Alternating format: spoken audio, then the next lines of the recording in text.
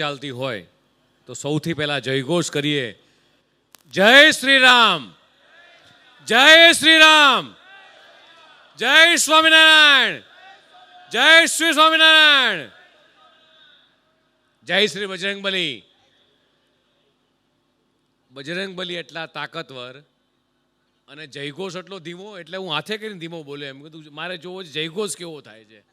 જય શ્રી બજરંગબલી, જય શ્રી સારંગપુર દેવ હનુમાન દાદાની.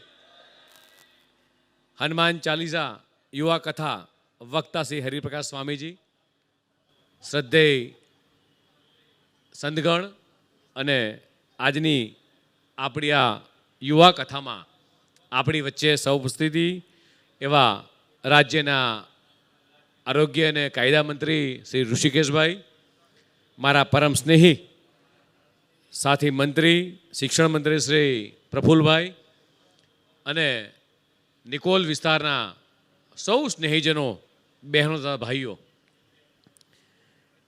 જ્યારે હિતેશભાઈ પહેલી વખત મળવા આવ્યા ત્યારે આનંદ એ વાતનો હતો કે યુવાનો માટે સ્વામીજી મને એમણે કીધું કે યુવાનો માટે એક એવી હનુમાન ચાલીસાનું આયોજન કરવામાં આવ્યું છે કે આ સાંપ્રત સમાજની અંદર, સાંપ્રત સમયની અંદર એક ભક્તિરસ પીરસાય,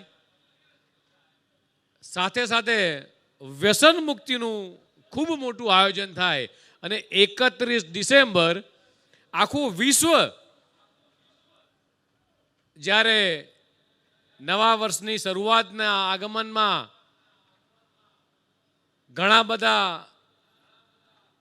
આજના સમયને અનુરૂપ વાતાવરણને અનુકૂળ રીતે મદહોશ થયું હોય અને એ સમયમાં ભારતની અંદર, ગુજરાતમાં, અમદાવાદમાં, આપણા નિકોલમાં 1 લાખ લોકોએ વધારે કરતા ભક્તિ રહીશમય થાય, રાતે 1:30 વાગ્યા સુધી કથાનું આનંદ લે અને સાથે સાથે વ્યસન મુક્તિના શપથ લે.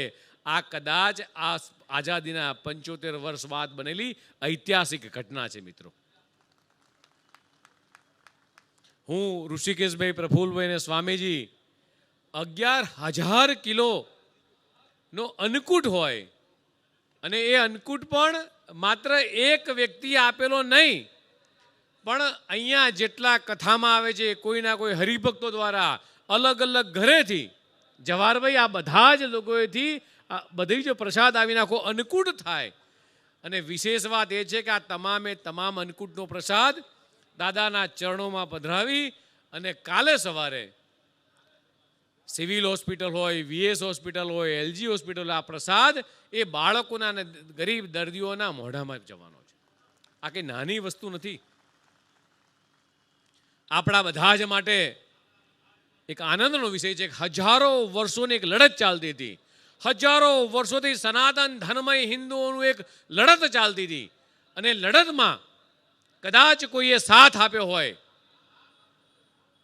તો આપણા હનુમાન દાદાએ જે સાથ આપ્યો હતો, એના કારણે કદાચ આપણે લંકા પર વિજય મેળવ્યો અને વર્ષોથી ભારત વર્ષની અંદર સનાતન હિન્દુ ધર્મ એ સતત દિવાળી ઉજવતું આવ્યું છે અને એ વર્ષોની આપણી બધાની ખેવના અને આપણી બધાની ઝંખના મનોકામના એ પરિપૂર્ણ થવા દેશના યશસ્વી વડાપ્રધાન માનનીય મોદી સાહેબના હસ્તે અયોધ્યાની અંદર જ્યારે રામ મંદિર લોકાર્પણ થવાનું છે અને આખા વિશ્વમાં 800 કરોડ લોકો, ભારતના 140 કરોડ લોકો આ યાદગાર દિવસને આપણા બધા માટે યાદગાર એટલા માટે છે કે જોગાનુજોગ આ જાન્યુઆરી મહિનો ચાલી રહ્યો છે.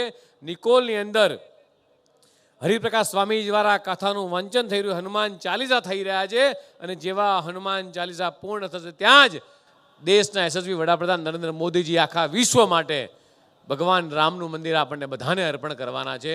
સાથે આ સૌ અહીંયા જે મિત્રો આવ્યા છે સૌને મારા જય શ્રી કૃષ્ણ, જય સ્વામિનારાયણ.